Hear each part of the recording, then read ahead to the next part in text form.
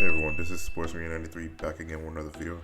So I wanted to talk about the recent UFC 248 event and my thoughts on the fight.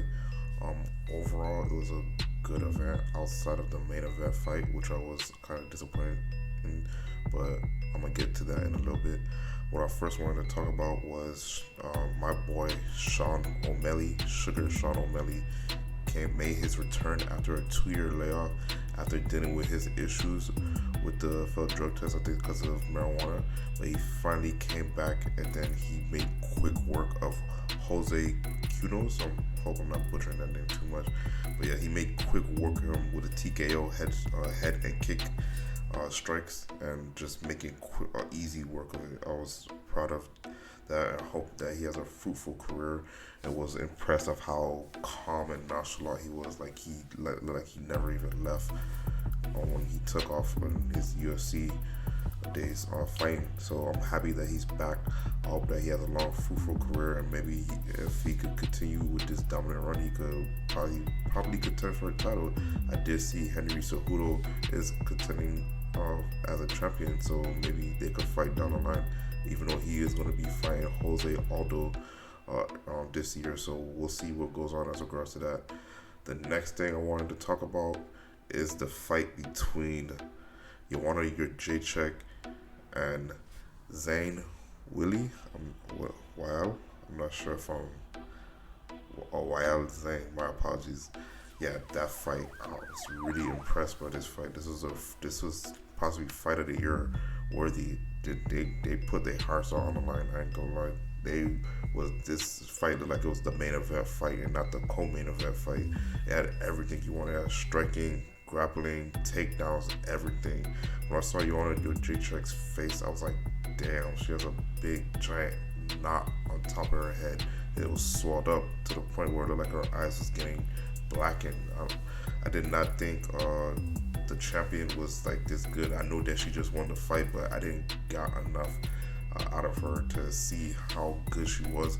I know she has a great record overall, but I never even seen her fight, so I didn't know how she was gonna compete against the former champion Joanna Jedrzejczyk.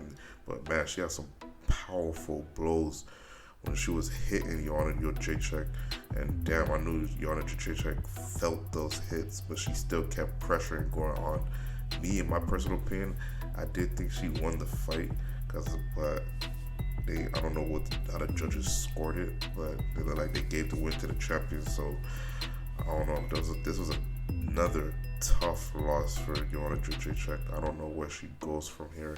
She's already lost twice in a championship fight, and then she lost another championship fight in the Bullet Shevchenko, and then she just lost this one. I'm not sure where she goes from here and what's the next step for her. She could continue competing in the strawweight division and maybe be a gatekeeper, but I'm not sure she's going to be contending for a title anytime soon unless there's another champion, or unless she moves weight classes again and possibly maybe try to challenge Shevchenko again, but I'm not seeing anyone beating her anytime soon. So it's gonna be a tough road for her.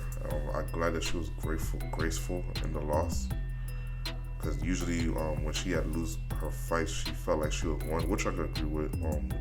A lot of her championship fights did come into a decision where she felt like she was slighted, where I think the second fight of her championship fight, she had felt like she won. So I completely agree with her, so I can understand where she's coming from. But this was I know this was a tough pill to swallow, but she still kept her gracefulness and respectfulness, and even in defeat. So I give her that. Kudos to her. I hope she has a fruitful career, and hope maybe she can win another championship down the line. But I want to get to the main important part of the event, which was Israel Adesanya versus Yoel Romero. As regards to this, I was really disappointed in the fight overall. Thought I was going to see magic and fireworks, especially after the co-main event was amazing. This was a really letdown fight, but as regards to that, I completely understand where Israel Adesanya was coming from. Yoel Romero is a really dangerous fighter and a really explosive for his age. I think he's at 42 years old, and he's dangerous. So I can understand Israel being timid and trying to pick his spots and take his shots slightly, because one false move and your ass getting kneed in the face, your ass getting knocked out or anything, because Yoel Romero is capable of doing some crazy wild crap. So I understand that, but still, at the point where Israel Adesanya was fighting Forrest Whitaker, he said he knocked out Forrest Whitaker in 2 rounds, and he said he could do that to Yoel Romero. I thought that he was going to do that. I didn't know how or what round, but I felt that he was going to do that. But the fact that he went to decision and took the safe option route and kept them at bay and fought at his pace, I don't blame him for that. I understand it. You gotta do what you gotta do to retain the title and be a champion for long. So, and Yoel Romero was complaining at the end of the fight, saying, "How come he wasn't fighting? How come he wasn't taking charge? Like, come on, man! It's a championship fight. If you see that the fighter is not taking a fight to you, then you have to take the fight to him." And another thing where the commentators are saying that they're both counter strikers, so they're used to countering off each other. So when you have 2 counter strikers going against each other, you're gonna have type of fights like that where it looks like it's been stalemated like that. So I can understand why they would say something like that, but still, if you feel that Israel Adesanya wasn't taking the fight to you, you have to take the fight to him. But I can see that you were trying to conserve energy throughout the rounds and not gas out, because I'm not sure how Yoel Romero does in the later championship rounds as the 4th or 5th round.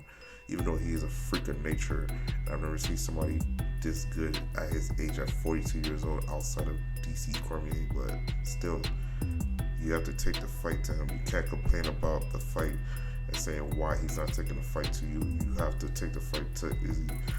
Izzy did look timid, and a lot of people are criticizing the fight, saying that he was scared and didn't want to engage in Yoel Romero. Me personally, all those people that's talking shit right now, they will not last 1 round with Yoel Romero and fight him in the cage, so they could go somewhere with that. I can't see Israel Adesanya going wild out crazy against Yoel Romero. He'll possibly get knocked the hell out, or in the UFC anything can happen.